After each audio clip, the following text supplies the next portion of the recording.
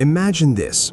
You're cruising down one of the busiest interstates in the South, heading west on I-20 through northern Louisiana. Normally, it's smooth sailing, freight trucks rolling, commuters flying by. But then, out of nowhere, a freak ice storm hits and everything just stops. This actually happened recently near Ruston and Grambling. Westbound I-20 turned into a total frozen nightmare. Traffic didn't just slow down, it came to a complete dead halt. Miles and miles of cars, SUVs, and massive semi-trucks all locked in place bumper to bumper, with no way forward and no easy way back. For northern Louisiana, this was next-level chaos. Usually, winter weather here is mild, maybe a little sleet. But this was a nasty combo. Freezing rain pouring down, turning to ice the second it hit the pavement, mixed with sleet and snow piling on top. Roads went from drivable to a skating rink in minutes, way faster than crews could treat them or drivers could react. One driver described it as surreal. 1 minute you're doing 70, the next you're in a parking lot that stretches as far as you can see. The westbound lanes flat out stopped being a highway. What is usually a high-speed freight artery became one giant motionless parking lot. The heavy trucks became the primary point of failure. As the freezing rain glazed the road, massive tractor-trailers loaded with tens of thousands of pounds lost grip on even the tiniest slopes. Wheels spun uselessly, momentum died, and once they stalled, they couldn't push forward or back down safely. Some drivers tried braking or correcting little slides, which was a big mistake. Trailers whipped sideways, jackknifing across multiple lanes. One single jackknifed rig was all it took to shut down the whole westbound side. Once one truck went down, it dominoed everything behind it. Here is where it got brutal. Road temps dropped like a rock, freezing everything solid. Ice just kept building thicker by the minute. On I-20, traction vanished. Trying to speed up? Forget it. Hitting the brakes? Sketchy at best. Steering? A total gamble. Then came the sneakiest danger of all, black ice. That stuff looks like just wet road, shiny and harmless. It lulls you into thinking things are getting better. 1 second you're rolling steady, the next, bam, your vehicle is spinning or drifting out of control with zero warning.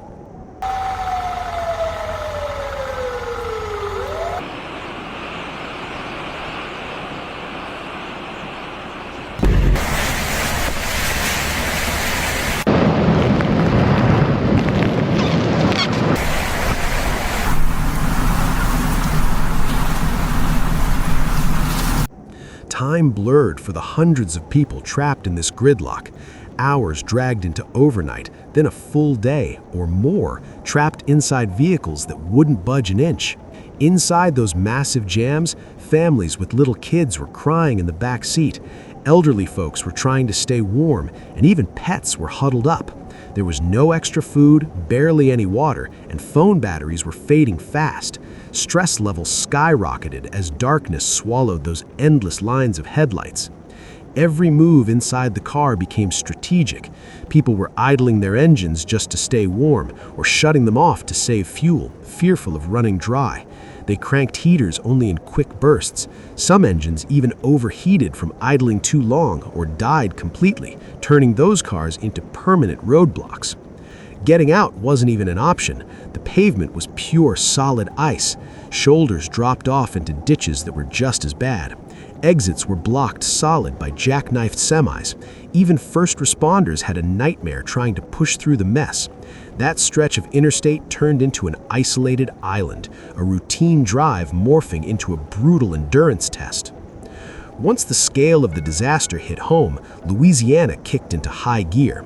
State police, the DOTD, and National Guard units went full emergency mode. But clearing the road was a different beast entirely. The real monsters were those disabled tractor-trailers. Only a limited number of heavy-duty wreckers were available in the whole region, and clearing those beasts was slow, dangerous work. Each disabled semi weighed as much as dozens of regular cars. Recovery teams had to move super carefully, anchoring chains, pulling inch by inch so their own rigs didn't slide off the ice too.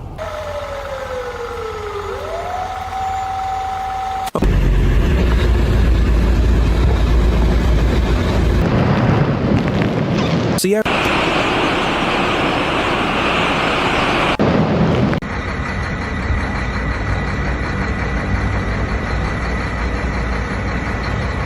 The environment fought them every step of the way. Any little melt during the day just refroze hard at night, wiping out progress and resetting the nightmare. It was the ultimate enemy, the freeze-thaw cycle. Crews would clear a lane, but by morning, runoff would turn back into glassy black ice sheets, causing new slides and blocking the road all over again. Responders fought their way in under these brutal conditions, trekking on foot, using small, nimble vehicles or even ATVs to weave through the gridlock. They did welfare checks, dropped off food, water, blankets, and gas cans, whatever kept people going. And amidst the frozen mess, good stuff broke through. Folks from nearby towns showed up with whatever they could haul: bottled water, sandwiches, blankets, and hot coffee. Volunteers braved side roads and icy shoulders to reach drivers when official help couldn't get there fast enough. Those small, personal gestures cut right through the isolation. It took days, but finally traffic started moving again, slowly at first. The interstate reopened, but officials were still warning everyone, stay off the roads if you can.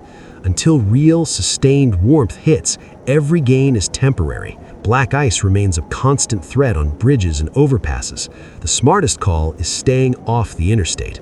Severe winter doesn't announce itself. It hits fast, turns deadly quick, and the right info can save lives.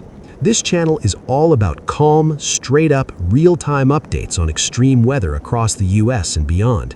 We cut through the noise to show you what's really happening on the ground and why it matters for staying safe. If this breakdown helped you get the full picture of the risks, smash that like button to support us. Subscribe and turn on notifications so you're ready for whatever weather hits next. Stay aware, stay ready, stay safe out there, y'all.